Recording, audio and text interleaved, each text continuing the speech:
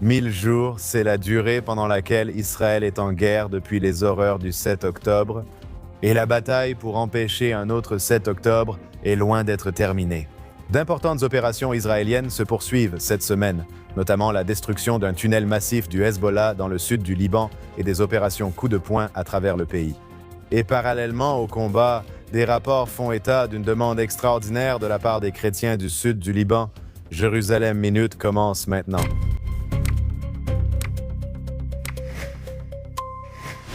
Heureux de vous retrouver sur Jérusalem Minute ici sur JNS TV. Alex, cette semaine, Israël marque les 1000 jours depuis le massacre du 7 octobre 2023.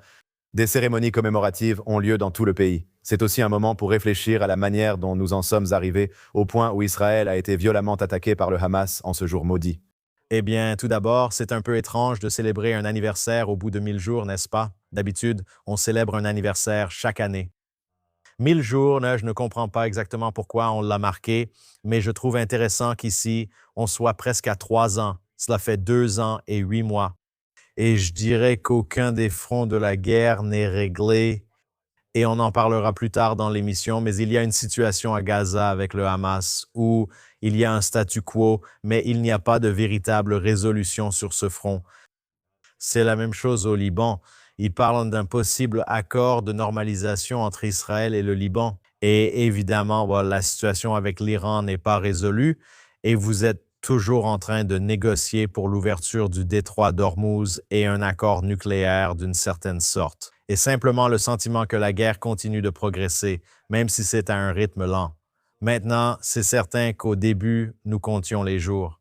Pourquoi comptions-nous les jours? Nous comptions les jours pendant lesquels les otages étaient portés disparus, mais tous sont rentrés et les gens ont cessé de porter les rubans qui comptaient ces jours. Donc, compter 1000 jours, vous savez, je ne comprends pas forcément cela. Je pense que c'est plutôt un coup de marketing de la part de ceux qui protestent contre ce gouvernement. Et vous voyez en fait maintenant que nous entrons dans un cycle électoral intense. Et je pense que ce que vous avez vu dans beaucoup de ces commémorations et manifestations des 1000 jours, c'est qu'elles ressemblent beaucoup aux manifestations anti-gouvernementales. Elles ressemblent aux manifestations du type « Libérez les otages maintenant ». C'est exactement le même mouvement et ils sont littéralement en train de se positionner avant une élection à venir. Et beaucoup de la rhétorique autour de ces 1000 jours tourne autour d'un seul mot et d'un seul homme, et c'est Netanyahou. Absolument. En parlant du Premier ministre ce week-end, les États-Unis ont célébré le 4 juillet, qui marquait le 250e anniversaire des États-Unis d'Amérique. Le Premier ministre Netanyahou a adressé un message au peuple des États-Unis, au président Trump et à tous les citoyens américains. Regardons la vidéo.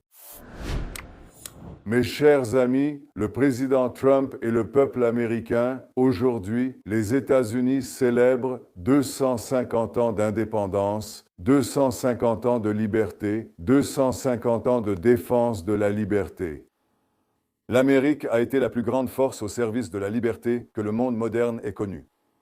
Israël est fier de se tenir à ses côtés. Israël est fier d'être à vos côtés. Notre alliance repose non seulement sur des intérêts communs, mais aussi sur des valeurs partagées. Aujourd'hui, ces valeurs sont menacées. Les tyrans auxquels nous faisons face scandent « Mort à l'Amérique, mort à Israël ». Ils pensent que la liberté est faible. Ils pensent que les démocraties sont faibles. Ils se trompent sur nos deux démocraties. Parce que lorsque l'Amérique et Israël sont unis, la liberté est plus forte. Ensemble, nous défendons la liberté. Ensemble, nous défendons notre civilisation commune. Ensemble, avec l'aide de Dieu, la liberté triomphera de la tyrannie. Que Dieu bénisse les États-Unis d'Amérique. Que Dieu bénisse Israël et que Dieu bénisse notre grande alliance. Joyeux anniversaire. Bonne fête de l'indépendance à l'Amérique. Alors, Alex, le thème principal est les valeurs communes entre Israël et les États-Unis. Je crois que c'est le message du Premier ministre. Eh bien, je pense que pour les Israéliens, ils sont bien conscients de cet anniversaire. C'est le semi-quincentenaire. Après l'émission, nous organiserons un concours d'orthographe pour voir comment ça s'écrit. Mais nous avons vu sur les murs de la vieille ville, alors que je revenais de là où j'étais pendant Shabbat, en passant en voiture devant les murs de la vieille ville, On voyait cette incroyable projection lumineuse commémorative américano-israélienne du 250e anniversaire des États-Unis sur les murs de la vieille ville, ce qui était vraiment génial. Vous avez des dirigeants du monde entier, y compris, j'ai vu que, vous savez, Vladimir Poutine et Zelensky, tous en voyant, vous savez, un joyeux 250e anniversaire et c'est très bien. Mais je dirais que pour Israël, je pense que c'est plus spécial. Je crois vraiment, et comme l'a dit le Premier ministre, qu'il y a beaucoup de valeurs communes partagées. Et nous l'avons probablement déjà dit dans ce podcast, mais si vous interrogiez les Israéliens sur leurs sentiments envers l'Amérique, ces sentiments seraient incroyablement forts. En fait, je pense même que ce serait plus élevé que dans presque n'importe quel autre pays au monde, ce qui est très étrange étant donné que beaucoup d'Américains semblent maintenant tourner le dos à Israël. Les Israéliens ne se détournent pas de l'Amérique. Même lorsque vous avez eu des présidents dont les politiques allaient à l'encontre de celles du gouvernement élu de l'État d'Israël, en particulier, l'administration Obama était une administration assez antagoniste. Mais ils n'étaient pas les seuls. Il y a eu des politiques antagonistes, même la promotion de la solution à deux États, vous savez, sous Bush, et même sous Clinton, même si cela dépendait de l'alignement du gouvernement, mais en Israël. Mais même si les politiques du moment ne semblent pas s'aligner avec les intérêts israéliens, le sentiment et l'attachement en Israël envers les Américains et l'Amérique sont très, très forts. Et je pense que la base de cela, ce sont les valeurs démocratiques partagées. Et ce 250e anniversaire est vraiment, à mon avis, une célébration de la liberté. Et je pense que la liberté est attaquée partout dans le monde. Vous voyez les pays qui montent aujourd'hui, et ce sont des pays autoritaires, des pays à régime autoritaire. Les pays qui sont de vraies démocraties, voire même des hyperdémocraties, eux se battent pour la liberté. Certainement, les États-Unis se battent actuellement pour leurs valeurs. Ils mènent une bataille intérieure pour protéger et consacrer leur liberté. Et en Israël aussi, nous menons une guerre pour notre liberté contre nos voisins à travers le Moyen-Orient. Mais même en ce qui concerne ce qui se passe ici sur le plan intérieur et la façon dont cette démocratie est façonnée, il y a vraiment des luttes pour la liberté. Et quand nous chantons la Hatikva, nous disons « Lihot Am Shofshi », être une nation libre. Et c'est la raison pour laquelle les Israéliens ont une vision aussi positive des Américains. Parce que nous voulons et nous aspirons à avoir la même liberté démocratique que celle des États-Unis. Alex, pour approfondir cette relation, tu étais à une cérémonie cette semaine où les États-Unis ont décidé de signer un accord pour installer de façon permanente l'ambassade américaine à Jérusalem. Pendant le premier mandat de Trump, il a déplacé l'ambassade de Tel Aviv. Maintenant, il y avait l'ambassadeur Mike Huckabee et le ministre israélien Gideon Sa'ar. Cela ressemblait à une cérémonie incroyable autour de ces mêmes libertés et valeurs dont tu viens de parler. Signer un accord ici, installer l'ambassade à Jérusalem, dans un nouveau complexe proche de l'actuel, du complexe Allenby, dans la ville, depuis des temps immémoriaux. Oui, nous devrions passer à un extrait parce que l'ambassadeur Huckabee a prononcé un discours de plus de 20 minutes sans notes, évidemment préparé, mais sans notes, improvisé, venant du cœur. Et il a vraiment rassemblé beaucoup de choses sur les valeurs communes d'Israël et des États-Unis. Regardons cet extrait. J'étais tellement fier que le président soit venu faire une déclaration que j'avais espéré voir toute ma vie. Et c'est que nous allions enfin, et à juste titre, nous tenir aux côtés d'Israël, là où Dieu a placé sa capitale. Ce n'est pas seulement que vous ayez pris cette décision. Je dirais que Dieu a pris cette décision il y a 3800 ans, et nous avons finalement fini par reconnaître ce qui avait été décidé bien avant que les États-Unis d'Amérique n'existent. Je suis fier que le week-end de notre 250e anniversaire, cette annonce soit faite. Si quelqu'un pensait que cette décision du président n'était que temporaire, destinée à ne durer que pendant son mandat, et que quelqu'un viendrait la changer et la renverser, qu'il soit clair que par le transfert de cette propriété et par la construction de ce qui sera finalement un bâtiment très coûteux et imposant pour un nouveau complexe d'ambassade, cela ne représente pas seulement une décision, mais une décision irréversible. Ainsi, une fois pour toutes, nous planterons notre drapeau, mais il sera ancré dans une énorme quantité de béton afin que personne n'essaie jamais de déplacer ce drapeau de Jérusalem et de l'enlever de la véritable capitale. Oui, incroyable. Vous savez, la façon dont il parle, tout comme il l'a fait au sommet du JNS la semaine dernière, sans note, spontanément, directement du cœur, en parlant des valeurs communes et des libertés que nous avons ici en Israël et bien sûr aux États-Unis. J'ai assisté à cette petite cérémonie organisée par le ministre des Affaires étrangères, Gideon Sa'ar. Il y avait le maire de Jérusalem, Moshe Léon, et il y avait Mike Huckabee, l'ambassadeur des États-Unis auprès de l'État d'Israël. Et ils ont signé sur un terrain le long de la route de Hébron à Jérusalem, un axe majeur est-ouest, nord-sud de la ville, pour y installer une toute nouvelle ambassade. Maintenant, si vous revenez à 2018, on dit que Donald Trump a déplacé l'ambassade de Tel Aviv à Jérusalem. Et c'est à ce moment-là que David Friedman était l'ambassadeur et David a fait un coup de maître. Ce qu'il a fait, c'est qu'il a pris un consulat existant à Jérusalem. Il fournissait des services consulaires aux Israéliens dans toute la région métropolitaine entourant Jérusalem. Et en gros, il a effacé le mot consulat et a mis le mot ambassade à la place. Ils ont construit un petit bureau pour l'ambassadeur car il n'y en avait pas. Ils ont donc réalisé une petite construction. Vous savez, le président des États-Unis parle du fait que ça a été fait à moindre coût parce qu'il y avait déjà une structure existante. Ils n'ont pas construit de bâtiment. Et l'ancienne ambassade était à Tel Aviv. Et cette ambassade accueille des centaines d'employés et il n'y avait pas de place pour eux dans le consulat de Jérusalem. Donc, ils ont continué à travailler depuis Tel Aviv. Et ce que David Friedman a fait, c'est qu'il a appelé ce consulat ambassade et il a appelé cette ambassade bureau annexe de l'ambassade. Donc, vous avez toujours une situation où la plupart des employés qui travaillent techniquement pour l'ambassade sont encore à Tel Aviv. Même si les États-Unis ont officiellement reconnu Jérusalem comme la capitale et que l'ambassade se trouve à Jérusalem et que le bureau principal de l'ambassadeur est à Jérusalem, donc maintenant, ce que les États-Unis vont faire, c'est construire une toute nouvelle grande ambassade, n'est-ce pas? Donc, quand le président dit, vous savez, nous avons construit une ambassade, ça a coûté si peu, eh bien, devinez quoi? Maintenant, les États-Unis sont sur le point d'investir une somme d'argent que vous penseriez appropriée pour un pays qui... Mike Huckabee a souligné dans son intervention qu'Israël compte environ 700 000 Américains expatriés et c'est le deuxième plus grand nombre pour un pays, à part le Mexique. N'est-ce pas?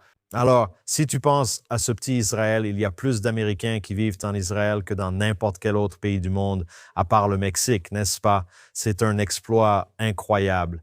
Il est donc essentiel d'avoir une grande ambassade ici, surtout vu la relation entre les États-Unis et Israël. Donc, tu vas voir un immense bâtiment sortir de terre dans les prochaines années. Maintenant, Israël a loué le terrain aux États-Unis. C'est un accord tout à fait classique pour les ambassades. Ils ont loué ce très grand terrain pour $1.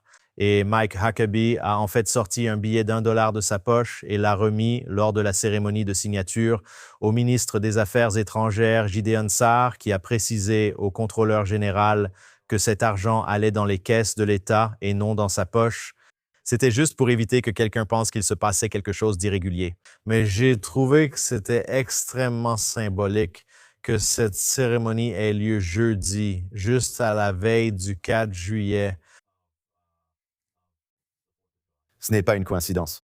C'est probablement prévu que cela se passe ainsi. Et ce week-end, nous avons aussi commémoré une autre étape importante. Cela fait 50 ans que le raid d'Entebbe, lorsque Israël a courageusement envoyé les commandos de la Sayeret Matkal pour sauver les otages qui avaient été pris lors d'un détournement terroriste vers Entebbe.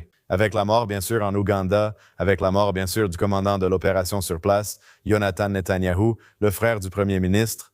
Il l'a aussi évoqué en parlant de la signification du 4 juillet pour lui. Cela fait 50 ans que son frère est mort lors de ce raid inédit des commandos israéliens en Ouganda. L'une des manœuvres militaires les plus inédites de l'histoire, vous savez, faire tout le trajet d'Israël jusqu'en Ouganda, sauver plus de 100 otages, ne perdre qu'un seul soldat israélien, un seul commandant lors de cette opération. Et c'était bien sûr Yoni Netanyahou qui a joué un rôle de premier plan à la fois dans la planification et l'exécution de ce raid. Et cela a eu lieu le 4 juillet, le jour de l'indépendance, lors du 200e anniversaire de la naissance des États-Unis en 1976. Donc ici, le 250e anniversaire des États-Unis coïncide avec le 50e anniversaire du raid d'Entebbe. Comme vous et le Premier ministre l'avez dit, il s'agissait du frère du Premier ministre. Il y en a certainement qui disaient que Yoni Netanyahou était en fait celui qui était préparé pour ce poste de Premier ministre. Le Premier ministre tient Yoni en très haute estime. Il parle souvent de lui. Netanyahou lui-même, Bibi, a également été blessé lors d'une opération de sauvetage d'un détournement terroriste dans un avion plusieurs années plus tard. Il a été touché à l'épaule et a survécu à cette attaque. Le 4 juillet a une signification particulière non seulement pour les Israéliens et la célébration de l'Amérique, mais aussi pour le Premier ministre Netanyahou et la mémoire de la perte de son frère Yoni. Mais c'est aussi une célébration immense en ce qui concerne l'engagement d'Israël à ramener tous les otages chez eux. Et le premier ministre Netanyahou a réussi à ramener tous les otages chez eux. Mais évidemment, nous voyons toujours que la stratégie palestinienne dans la guerre est de prendre des otages. Oui, absolument. Et en plus de tout cela, on vient de nous dire ces dernières heures que le Premier ministre Netanyahou pourrait à nouveau se rendre à Washington à la Maison-Blanche pour rencontrer le président Trump.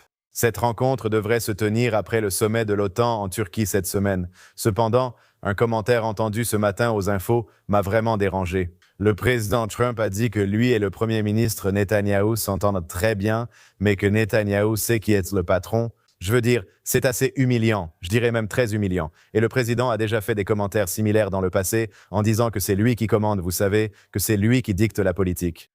Parlons de la rencontre potentielle entre Trump et Netanyahou et de ce commentaire auquel, jusqu'à présent, le Premier ministre n'a rien répondu. Je ne pense pas qu'il ait jamais répondu aux commentaires improvisés de Trump, si vous voulez, le concernant personnellement. Eh bien, Netanyahou a été très diplomate, contrairement à Trump, dont les commentaires sont absolument indiplomatiques. Il a affirmé qu'il s'entendait très bien, mais aussi qu'il s'entendait très bon, ce qui n'est même pas grammaticalement correct, mais oublions la grammaire un instant. Vous avez vu le président plus tôt dans cette guerre, vous savez parler de combien Netanyahou est formidable, un premier ministre en temps de guerre, à quel point les Israéliens devraient l'apprécier. Mais depuis qu'Israël et les États-Unis ont volé côte à côte pendant 6 semaines, nous avons vu une série continue de commentaires directement associés à Trump en vidéo et sur Truth Social. Et puis aussi ces hauts responsables qui donnent des interviews à Axios et à d'autres médias, disant des choses terribles sur Netanyahou, sur son jugement, sur le fait qu'il est complètement fou, sur le fait que Bibi sait qui est le patron dans la relation, même si plus tôt dans la guerre, Trump avait dit que tout accord de cessez-le-feu serait déterminé entre les deux partenaires qui volaient côte à côte. Maintenant, évidemment, Trump essaie d'apaiser deux publics différents avec ses commentaires. Le premier, c'est l'Iran et tous les partenaires arabes pour leur montrer en quelque sorte qu'il est aux commandes et que Netanyahou obéira aux ordres de Trump. Mais Trump vise aussi sa base MAGA aux États-Unis qui accuse essentiellement Netanyahou d'être celui qui mène Trump par le bout du nez. Et Trump fait tout ce que Netanyahou veut qu'il fasse. Maintenant, le premier ministre a déclaré lors du sommet du JNS il y a plus d'une semaine, il a commencé son discours en disant « Vous savez, certaines personnes disent aux États-Unis que le président Trump fait tout ce que moi, Netanyahou, je veux qu'il fasse. Et les gens ici en Israël disent que Netanyahou fait tout ce que Trump veut qu'il fasse. » Et Netanyahou a dit qu'aucune de ces affirmations n'est vraie. Maintenant, il semblerait qu'une rencontre serait appropriée. Le premier ministre s'est déjà rendu à Washington 7 fois au cours de ce mandat. Netanyahou a été le premier dirigeant étranger à rencontrer Trump à la Maison-Blanche après sa réélection. Et il a aussi été le premier à se rendre 2 fois à la Maison-Blanche. Et comme je l'ai dit, il y est allé 7 fois. Mais nous n'avons rien vu depuis cette opération Epic Fury, l'opération Roaring Lion, où il volait côte à côte. La guerre semblait être un succès militaire incroyable au moment où elle s'est arrêtée. Et pourtant, vous savez, la diplomatie semble avoir trouvé un moyen de retirer tout l'élan, vous savez, de cette victoire militaire. Et il y a certainement beaucoup de questions sur la table en ce moment concernant les négociations nucléaires avec l'Iran.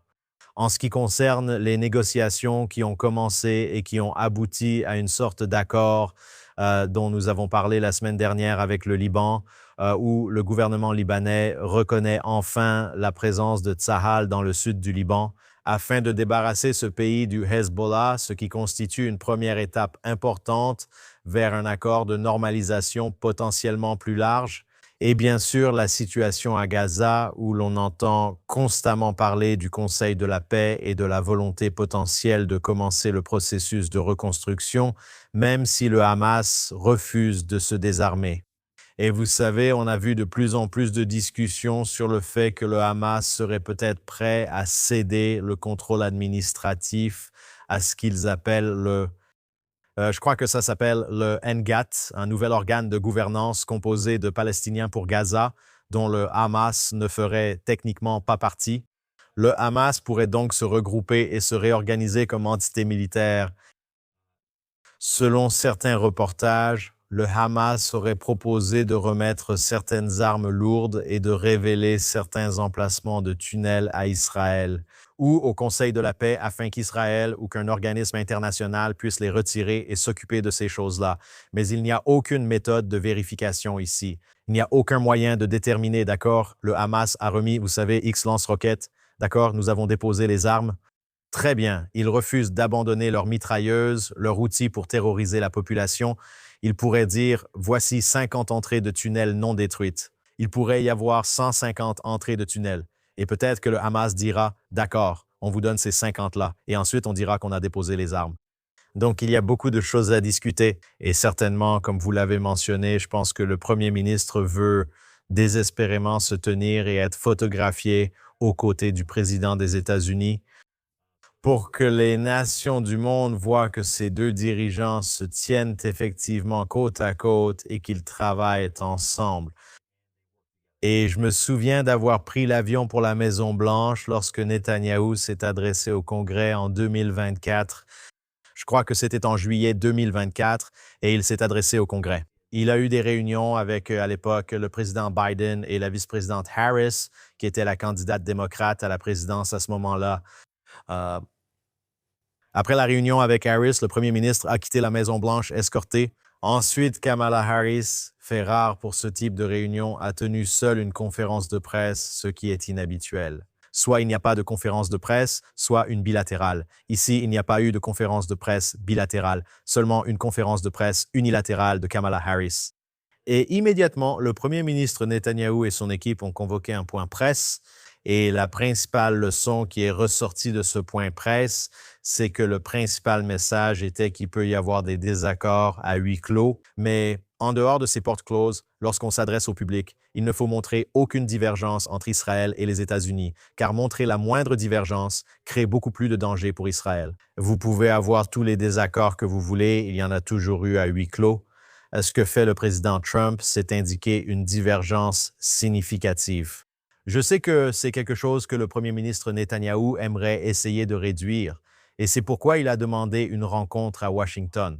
Il est très probable qu'il s'y rende dans la semaine ou les 2 prochaines. Alex, appelle Al et trouve des billets. Il est dur d'en obtenir ces temps-ci pour les allers-retours. Donc, si tu vas couvrir ça au nom de JNS, encore une fois, passons un coup de fil et faisons en sorte que tu puisses y aller. Eh bien, le premier ministre ne voyage pas avec El Al, il voyage à bord de l'aile de Sion, d'accord? C'est la version israélienne de l'Air Force One. Si tu peux avoir une place à bord. Oui, c'était aussi très intéressant cette semaine de voir en quelque sorte l'inauguration du nouvel Air Force One américain, cet avion qatari qui est devenu une sorte de super jet. Oui.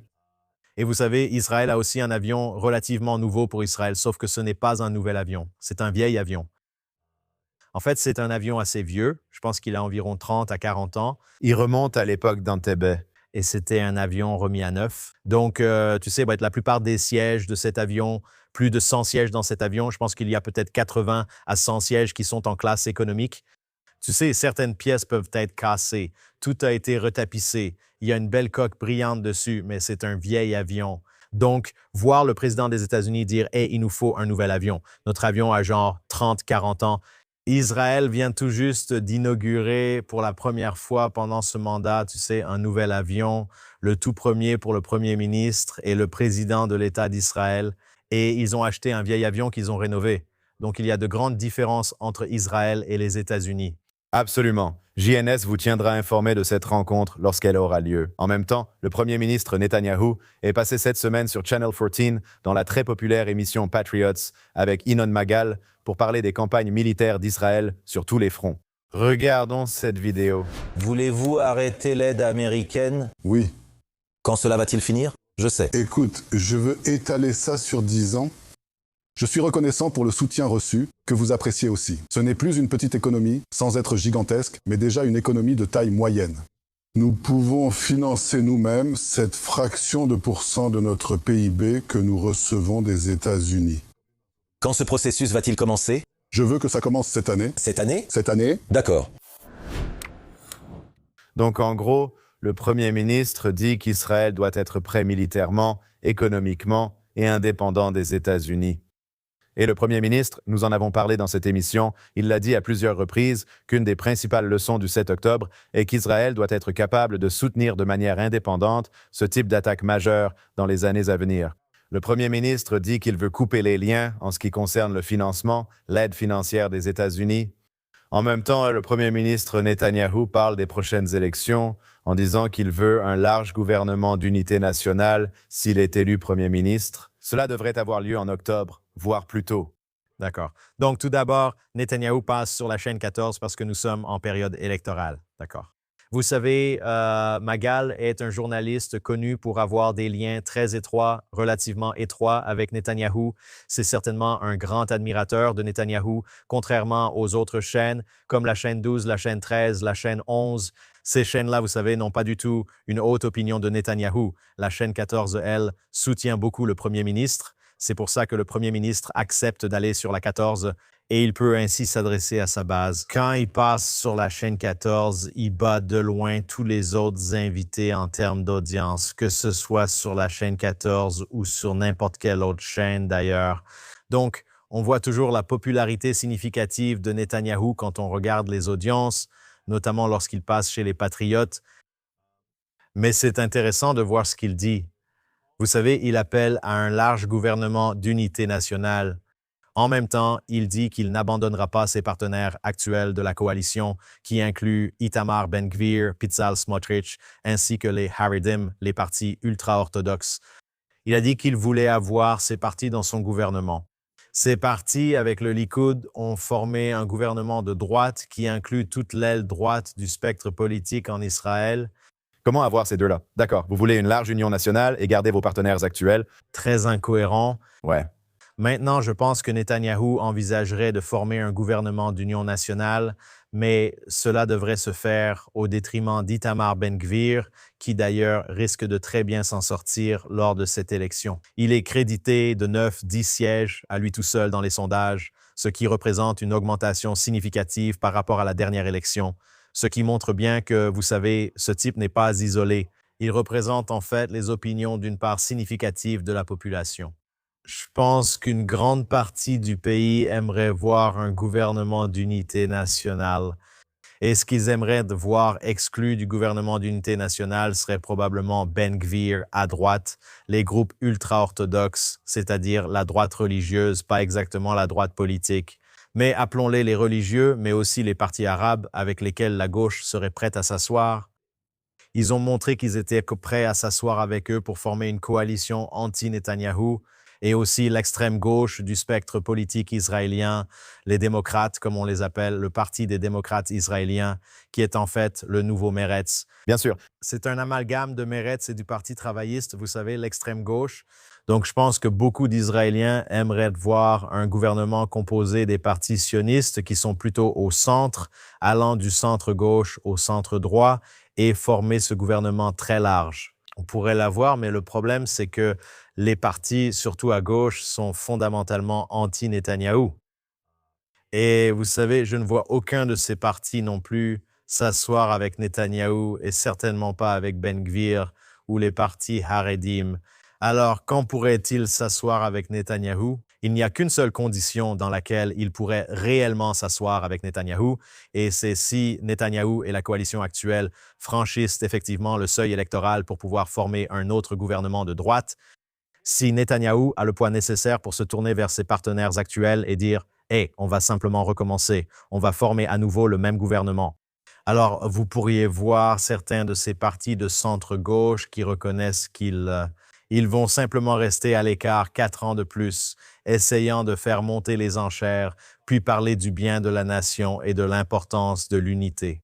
S'ils empêchent Netanyahou de former un gouvernement avec la droite, ils refuseront de gouverner avec lui. Ils souhaitent son départ. Bien sûr. Donc, vous savez, c'est intéressant quand Netanyahou se positionne en disant « Je veux un large gouvernement d'unité, mais je veux aussi gouverner avec mes partenaires actuels. » Qu'on l'aime ou non, il maîtrise la politique, c'est pourquoi il gagne les élections depuis 20 ans. C'est le politicien le plus compétent en Israël en termes de savoir-faire. Je veux dire, Vous savez, c'est le meilleur diplomate qu'Israël ait, un homme d'État, vous savez, mais aussi le politicien le plus coriace. Maintenant, en ce qui concerne la façon dont il gère l'économie et les autres ministères, vous savez, on pourra analyser ça plus tard. Ce n'est pas une émission électorale, donc on ne va pas entrer dans ces détails pour l'instant. Mais nous sommes clairement en période électorale. C'est de cela qu'il s'agit lors de la commémoration des 1000 jours du 7 octobre. C'est aussi le sens de l'apparition de Netanyahou dans le Patriot. Et Channel 14 aussi, soit le jour même, soit le lendemain. Ce sondage, justement jeudi, est sorti avec 14. Ils ont publié un sondage qui va vraiment à l'encontre des tendances de la plupart des autres sondages des autres chaînes, montrant que Netanyahou était le plus apte à devenir premier ministre devant le deuxième candidat, Gadi Eisenkot, avec le double de voix, comme 53% contre 26%, et que le parti Likoud aurait 33 sièges, alors que le deuxième parti en importance, le parti Yeshar d'Eisenkot, n'aurait que 20 sièges. Cela fait un écart de 13 sièges. C'est pratiquement un raz-de-marée, oui, en politique israélienne. Et Naftali Bennett, qui a formé une petite alliance avec Yair Lapid, est en chute libre. Je crois même qu'il tombe même sous la barre des 10 dans les intentions de vote. Donc, il ne se présente même plus comme un candidat pour défier Netanyahou au poste de Premier ministre. Mais ce sondage a montré que Netanyahou et le gouvernement actuel, qui dispose de 64 sièges, pourraient former un gouvernement avec 63 sièges. De nombreux sondages indiquent que la coalition pourrait perdre jusqu'à 10 sièges. Mais je regarderai le sondage 14, je le prends au sérieux parce qu'il a été réalisé et analysé par Shlomo Filber de Direct Polls, qui semble vraiment avoir eu raison lors des dernières séries d'élections que nous avons eues. Donc, vous savez, Shmuel Peres, il a dit il y a longtemps, il a dit, vous savez, les sondages, ils peuvent sentir bon, mais ne les buvez pas. Donc, vous savez, nous entrons déjà dans cette saison électorale. Il y a du patriotisme, il y a des manifestations, il y a des sondages.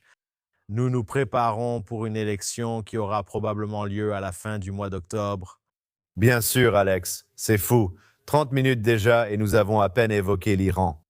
Nous sommes toujours en guerre avec l'Iran. Cela n'a pas changé, même si nous sommes encore en plein milieu de ce cessez-le-feu négocié par les États-Unis. Mais selon le ministre de la Défense, Israel Katz, il a ordonné à l'armée israélienne de maintenir les plans pour une action militaire indépendante contre l'Iran si Téhéran. L'Iran fait volte-face et reprend ses attaques contre l'État juif. Eh bien, Israël doit se préparer à cela, mais aussi Israël doit afficher une force considérable en ce moment. Le monde voit que le président Trump ne souhaite pas s'engager militairement avec l'Iran pour l'instant. Cela pourrait évoluer peut-être après les élections de mi-mandat, on ne sait pas. Je ne pense pas que cela changera, mais avec le président Trump, il y a toujours des fausses pistes et on ignore vraiment ce qu'il pense.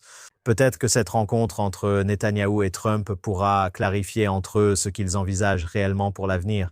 Et que se passe-t-il si l'Iran n'accepte pas une sorte de pacte de non-prolifération nucléaire pour ne pas reconstruire son programme? Mais Israël doit démontrer qu'il n'est pas sous la coupe des États-Unis, qu'il est prêt à frapper par lui-même. Et les gens devraient le noter car la guerre de 12 jours qui a eu lieu en juin de l'année précédente, les États-Unis ne sont intervenus que le dernier jour pour bombarder Fordo. Pendant 12 jours, Israël a mené, je crois, environ 1 millier de sorties en Iran tout seul, neutralisant tous les systèmes de défense aérienne iraniens et frappant pratiquement tout ce qu'il voulait pendant cette période de 12 jours. Donc, l'État d'Israël doit pouvoir démontrer à tous les voisins, aux pays voisins du Moyen-Orient, qu'il est prêt, qu'il en a la volonté et la détermination d'attaquer l'Iran si l'Iran continue d'être belliqueux. Alex, les discussions actuelles entre les États-Unis et l'Iran sont suspendus, c'est parce que l'Iran traverse actuellement une période de deuil, une semaine de funérailles et de deuil pour le guide suprême, l'ayatollah Ali Khamenei. Cela a commencé ce week-end après qu'il ait été éliminé au début de la dernière phase de cette guerre. Mais maintenant, les choses ont été temporairement reportées, peut-être pour une semaine, afin que l'Iran puisse enterrer le guide suprême. D'accord. Maintenant, comme vous l'avez mentionné, Khamenei a été éliminé lors de la première frappe dans les 10 premières minutes de l'opération Epic Fury et de l'opération Roaring Lion. Les États-Unis ciblaient les sites nucléaires et de missiles balistiques. Israël ciblait les dirigeants. Les premières frappes qu'Israël a menées dans cette guerre visaient à éliminer Khamenei, ce qui est en fait l'inverse de la façon dont les guerres se déroulent habituellement. Habituellement, on atteint les hauts responsables à la fin d'une guerre, mais ici, Israël les a éliminés dès la première frappe. Khamenei n'a pas pu être enterré. Quelques remarques intéressantes.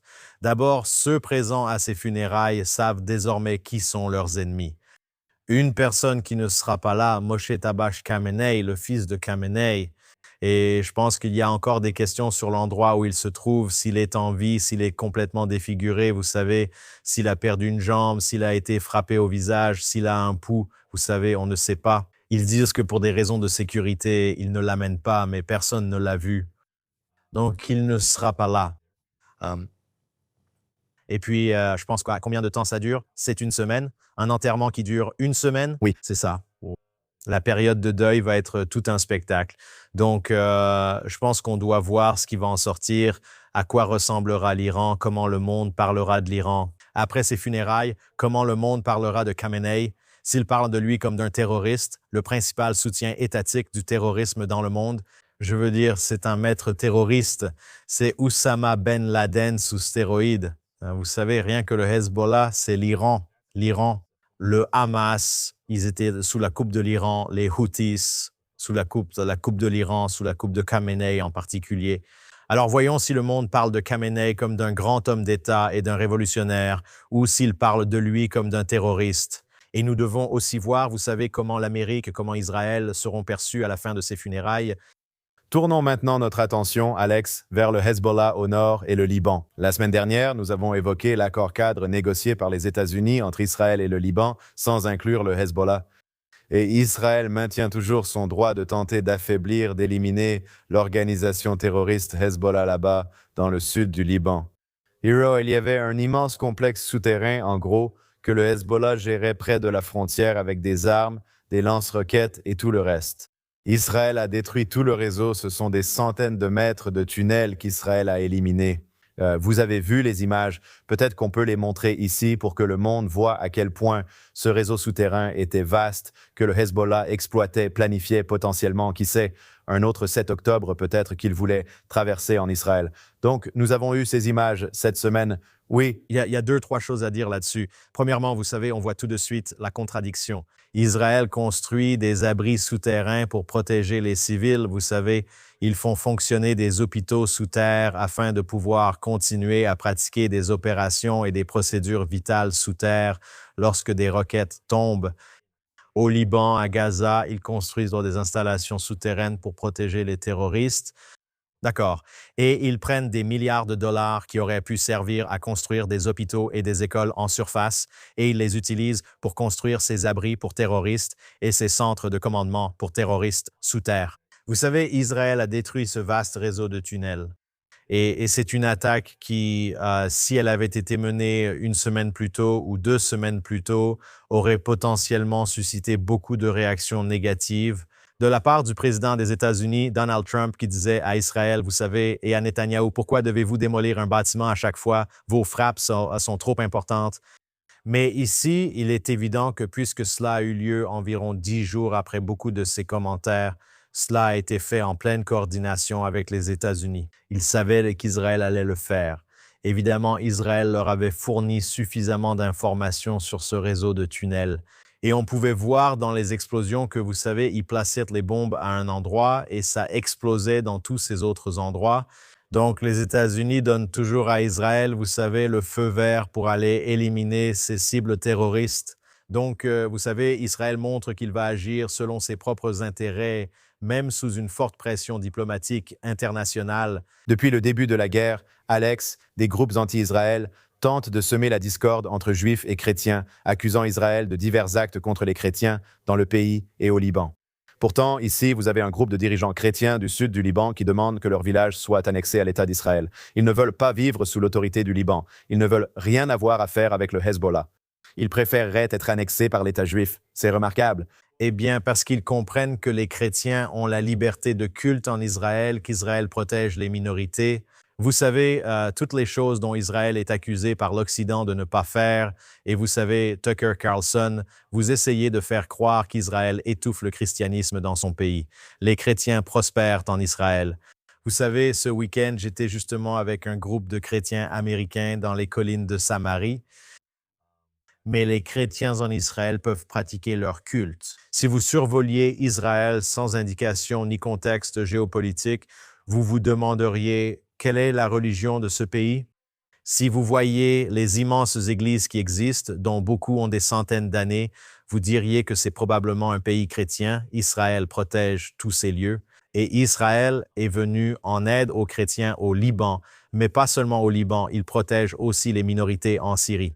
Et vous aviez le même phénomène. Il y avait des minorités druzes en Syrie ainsi que des chrétiens.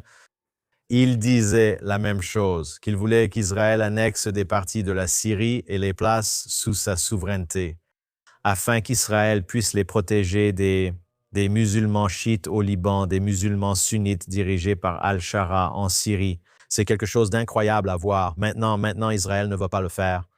Et la raison pour laquelle Israël ne le fera pas, c'est parce que, vous savez, parmi ces minorités, il y a aussi, vous savez, de larges groupes de musulmans qu'Israël ne veut pas absorber en même temps que ces morceaux de territoire. De plus, il faudrait un nombre important de troupes pour sécuriser ces zones en Syrie sur le long terme, ainsi que pour sécuriser des zones au Liban. Et vous savez, Israël fait face à une pénurie de troupes, n'est-ce pas? Nos soldats ont déjà combattu, certains d'entre eux. Vous savez, j'ai rencontré des personnes ces dernières semaines qui se battent depuis 300 jours, 400 jours. J'ai rencontré quelqu'un qui était déjà en combat depuis 500 jours. Donc, vous savez, il y a de grands défis logistiques, mais il est tellement important de voir ce que les minorités au Moyen-Orient pensent d'Israël et comment cela contredit ce que l'Occident dit à propos de l'État d'Israël. Absolument. Alex, tu as évoqué la situation à Gaza un peu plus tôt. Il y a eu cette semaine une analyse d'Amit Segal, un journaliste très respecté et bien connu ici en Israël, disant que le Hamas a sûrement été gravement affaibli au cours des 1000 derniers jours. Mais cela étant dit, même si le Hamas peut accepter de renoncer à l'administration civile quotidienne de Gaza, ils essaient toujours de se préserver en tant que mouvement armé capable de survivre et, à terme, de se reconstruire. C'est là où en est le Hamas actuellement. C'est une grande crainte, surtout pour ceux du sud d'Israël et pour tout le pays. Eh bien, il ne fait aucun doute que le plan en 20 points que le Hamas considérait cet accord de cessez-le-feu comme un plan de préservation, et les Qataris le voyaient aussi comme un plan de préservation pour le Hamas. Jusqu'à présent, il n'y avait pas eu de fonds importants envoyés à Gaza pour la reconstruction, mais on commence maintenant à entendre parler de cela. Les Qataris et d'autres font pression pour que des milliards et des milliards de dollars commencent à être envoyés à Gaza, même si le Hamas ne se désarme pas, ce qui est l'une des principales. L'une des principales obligations que Le Hamas a des obligations dans le cadre du plan en 20 points. La première étape était de libérer les otages, ce qu'ils ont fait. c'était un peu un spectacle. Cela a été long, mais chaque otage, vivant ou mort, a été ramené, ce qui était incroyable. Et je pense que si c'était la seule chose accomplie, et puis Israël entre aussi et contrôle plus de 60% de la bande. Et j'ai vu un rapport même ce matin qui montre qu'Israël continue d'étendre de plus en plus son contrôle sur Gaza. Mais le Hamas essaie vraiment de consolider son pouvoir. Ils veulent rester en place. Les Qataris sont prêts à laisser affluer de l'argent, même sans le désarmement complet du Hamas. Et cet argent, où va-t-il aller? Au moins une partie de cet argent va finir entre les mains du Hamas. Et c'est certainement un grand danger. Alors, que pensez-vous du Conseil de la paix et de ce qu'ils peuvent accomplir, sachant que le Hamas dit clairement qu'il refuse de déposer les armes? Eh bien, il y a clairement beaucoup de rumeurs selon lesquelles Jared Kushner et Steve Witkoff, poussent, une sorte de plan de reconstruction. Et j'ai trouvé très intéressant cette semaine d'apprendre que Jason Olson, qui faisait partie du Conseil de la paix, a été chargé du portefeuille appelé déradicalisation de la bande de Gaza. Vous savez, c'est un officier de la marine qui avait étudié, vous savez, l'histoire d'Israël, qui était membre de la marine. Il a été envoyé ici pour être responsable de la déradicalisation et il a démissionné de son poste cette semaine. Et il a dit, ou j'ai entendu d'autres personnes qui lui ont parlé, qu'il a pris la parole au sommet de Jeddah, d'ailleurs, la semaine dernière. Donc, j'ai eu l'occasion de m'entretenir avec lui, vous savez, en profondeur. C'était avant cette annonce. Il ne m'a pas dit que cette annonce allait arriver. Je pensais qu'il le savait. Il a parlé de la nécessité de la déradicalisation. Mais apparemment, il était convaincu que le Qatar exerçait beaucoup trop d'influence sur ce processus de mise en œuvre de ce plan en 20 points. Et il pensait qu'il n'allait tout simplement pas réussir du tout dans ce volet clé qu'on appelle la déradicalisation. Donc, si vous n'avez pas de déradicalisation, vous garantissez en gros que le Hamas va simplement trouver un moyen de se reconstituer et de se réarmer. Et que cela prenne 6 mois, 6 ans ou 10 ans, vous savez, ils miseront sur le long terme. Et vous savez, ce sera très intéressant de voir si Israël remporte cette bataille pour empêcher les fonds d'affluer vers Gaza, sans d'une part le désarmement et sans d'autre part des mesures allant vers la déradicalisation. Et je pense que cela va certainement être l'un des points clés abordés lors de la prochaine rencontre entre Netanyahou et Trump. Alex, je veux rester sur le sujet du Hamas parce qu'avec un cessez-le-feu maintenant, techniquement au Liban et avec l'Iran, beaucoup de gens craignent que l'Iran n'exerce son influence en Judée et Samarie et n'utilise le Hamas pour reprendre les attaques terroristes. Et j'ai parlé de cela dans mon autre émission, Judée à Occasion, au cours des dernières semaines. Et maintenant, vous avez le Shin Bet israélien, l'agence de sécurité, ainsi que les FDI qui annoncent avoir démantelé un important réseau terroriste du Hamas à grande échelle à Hébron, qui a toujours été un véritable nid de guêpes pour le Hamas. Vous savez, beaucoup de gens disent que non, le Hamas n'existe qu'à Gaza. Ils sont bel et bien présents et malheureusement actifs en Judée et Samarie. Cela pourrait être le prochain front, à Dieu ne plaise, dans cette guerre, la Judée et la Samarie, beaucoup plus proches de chez nous. Absolument. Et je pense que malgré le fait que vous voyez que le Hamas est toujours très actif en Judée et Samarie, ici à Hébron, qui est l'un des nids de frelons, vous savez, là où j'étais en Samarie, ce week-end, nous surplombons la ville biblique juive de Shem, qui est connue aujourd'hui sous le nom de Naplouse, qui était, vous savez, une très grande ville palestinienne parmi beaucoup d'autres très grandes villes palestiniennes, qui sont ces nids de frelons pour le terrorisme. Et je pense qu'il y a clairement une crainte que les mêmes personnes qui poussent pour ce protocole d'accord avec l'Iran, vous savez, veuillent un cessez-le-feu là-bas, laissant le régime en place. Les mêmes personnes qui poussent pour permettre au Hamas de se reconstituer, de se réarmer, de se reconstruire dans la bande de Gaza seront les mêmes personnes. Celles qui, juste après une élection israélienne, pourraient potentiellement essayer de pousser Israël une fois de plus vers une sorte d'accord qui ressemble à ce qui a été présenté comme le soi-disant accord du siècle à la fin du premier mandat de Trump, où il s'agissait essentiellement de entériner le contrôle de l'autorité palestinienne sur toutes les zones A et B et sur la majorité des zones C. Maintenant, il était certain que dans le cadre de ce plan, toutes les colonies israéliennes existantes à ce moment-là allaient rester du côté israélien de cette barrière, quelle que soit sa forme. Et il y avait même quelque chose comme 15 enclaves qui étaient en quelque sorte des villes juives isolées. Celles-ci seraient reliées à Israël par des routes et il y aurait des systèmes de routes et de contournements pour relier les zones palestiniennes entre elles. Vous savez, un système ou une situation compliquée qui a essentiellement été élaboré et promu par Jared Kushner à l'époque, mais qui était fortement soutenu par le premier ministre Netanyahou et le président Trump à ce moment-là. Et certainement, je pense qu'il pourrait y avoir un nouvel élan après les élections de mi-mandat aux États-Unis, après une élection ici en Israël, pour, encore une fois, obtenir une sorte de fin formalisée au conflit israélo-palestinien, ce qui verrait une sorte de ce que j'appellerais un État moins être déclaré en Judée et Samarie. Et je pense qu'il y a eu un changement majeur en Israël, vous savez, depuis le 7 octobre.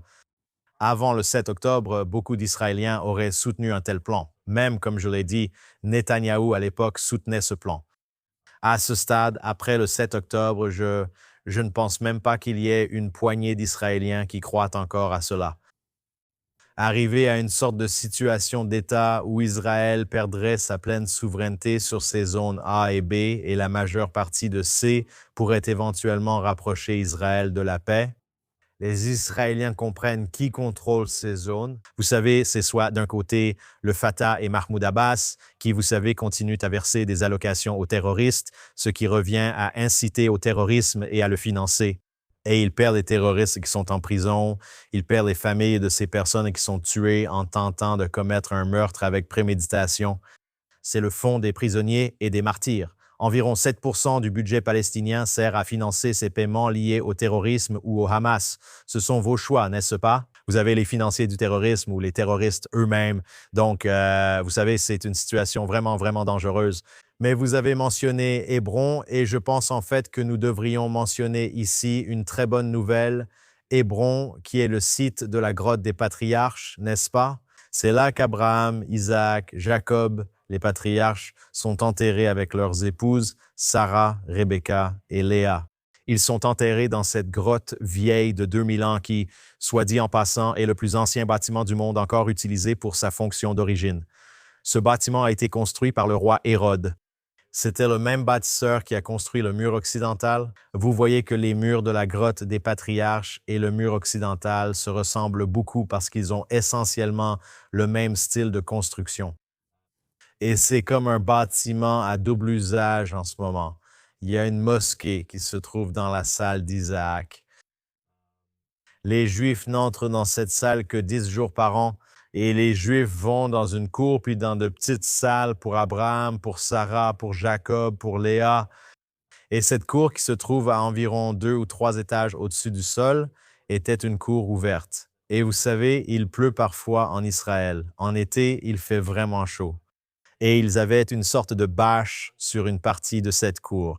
Et les Juifs priaient dans cette zone. Et ce n'était vraiment pas agréable. Et maintenant, sous la direction et la supervision du ministère de la Défense, ils installent un toit en acier très, très grand et sophistiqué qui sera recouvert de verre. Donc, cela devrait être quelque chose de très, très beau. C'est très difficile de réaliser ce genre de choses dans des endroits comme la grotte des patriarches, qui jusqu'à récemment était sous le contrôle du Waqf jordanien. Et une partie de ce qu'Israël a fait, c'est comme la tutelle jordanienne sur les lieux saints. D'ailleurs, il contrôle dans une certaine mesure l'esplanade du temple. Mais Israël essaie de reprendre au Waqf jordanien une partie du contrôle à la fois sur l'esplanade du temple, mais aussi sur la grotte des patriarches. Mais Bezalel Smotrich, le ministre des Finances, en est largement responsable.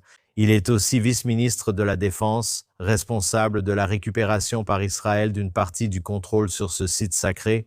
Et donc maintenant, Israël, et je pense en partie avec notre bon ami Yishai Fleischer, est porte-parole d'Hébron. Vous savez, au moins en partie responsable, ne serait-ce que de sa promotion. Si ce n'est rien d'autre, de cette belle nouvelle mise en valeur du site, qui sera également très fonctionnel. Et espérons-le, cela attirera beaucoup plus de touristes dans la région et améliorera l'expérience des touristes dans la région. Un autre point, l'autorité palestinienne et toutes ses composantes, à chaque fois que de tels projets de construction émergent, comme récemment ou par le passé, avec l'installation par Israël d'un ascenseur à la grotte des patriarches pour les personnes en fauteuil roulant, réagit à ces événements. L'autorité palestinienne dit alors qu'Israël prend d'assaut la mosquée à Hébron et essaie d'exciter ses partisans. La même chose s'est produite, bien sûr, comme nous le savons, ce qui a mené à la deuxième intifada lorsque Ariel Sharon s'est rendu sur l'esplanade du temple. Donc la même stratégie est là. C'était il y a longtemps, en 2000. Rien n'a vraiment changé, mais je voulais le signaler. Nous manquons de temps aujourd'hui. Notre bon ami Doron Spillman, qui est animateur de podcast JNS ici sur JNS TV, a été nommé porte-parole international de la direction de la diplomatie publique au sein du bureau du Premier ministre. Vous savez, ce poste était vraiment vacant. Oui, vacant depuis plusieurs années. Il travaillera directement sous la direction de Tzipi Otoveli, qui a pris les rênes il y a quelques mois. Félicitations à notre collègue Doron Spillman de JNS TV pour cette grande promotion. Je ne sais pas s'il poursuivra son émission, nous verrons. Bravo à Doron Spillman. Oui, Doron, l'animateur du podcast True East, il faut organiser une réunion pour discuter s'il peut continuer à faire des podcasts ici à la Knesset. C'est un ancien porte-parole de Tzahal. Il a donné peut-être des centaines, voire plus, d'interviews aux grands médias depuis le début de la guerre. D'abord en tant que porte-parole officiel de Tzahal, mais même récemment, il continue d'aller chez Piers Morgan et d'autres pour défendre Israël. Doron Spillman compte parmi les porte-paroles les mieux formés d'Israël. Il a également été vice-président du développement à la Cité de David pendant de nombreuses années. Doron Spillman a récemment publié un livre intitulé When the Stones Speak. Il y est question d'incroyables découvertes archéologiques mises au jour juste à l'extérieur de la vieille ville, vestige du royaume du roi David. En fait, c'est l'un de ces endroits qui renforce vraiment pour les gens du monde entier leur compréhension du lien entre Israël et sa terre, ainsi que l'indigénéité du peuple israélien à cette terre. Donc, vous savez, je suis vraiment heureux pour Doron. Et comme vous l'avez mentionné, il va travailler sous la direction de Tzipi Hotovely. Tzipi Hotovely était une ancienne membre du Likoud qui a été nommée à un moment donné vice-ministre des Affaires étrangères. Ensuite, elle a été nommée ambassadrice au Royaume-Uni. Elle a été au Royaume-Uni pendant 5 ans. Elle est récemment revenue et elle a été nommée à ce poste qui, comme vous l'avez mentionné, était vacant. Je pense que c'est une excellente première initiative publique de sa part d'embaucher la bonne personne. Et Tzipi Hotovely a en fait eu l'occasion de s'asseoir avec elle et de discuter un peu de son séjour au Royaume-Uni, ainsi que de la nécessité pour Israël de renforcer sa diplomatie depuis le bureau du Premier ministre. Donc je lui souhaite beaucoup de chance, ainsi qu'à Doron dans leur nouveau poste. Bonne chance à Doron. Je suis sûr qu'il fera un excellent travail pour l'État d'Israël. Nous sommes très fiers de lui. Ainsi se termine ce reportage. Alex Treyman, PDG de JNS, Josh Aston, correspondant JNS News. Assurez-vous de vous abonner, de nous laisser un super merci et d'aller voir tout le contenu incroyable proposé par JNS TV. Et bien sûr, rendez-vous sur jns.org. C'était Jerusalem News Syndicate pour l'actualité d'Israël, du Moyen-Orient et du monde juif. Rendez-vous la semaine prochaine dans l'émission Jerusalem in Minute sur JNS TV.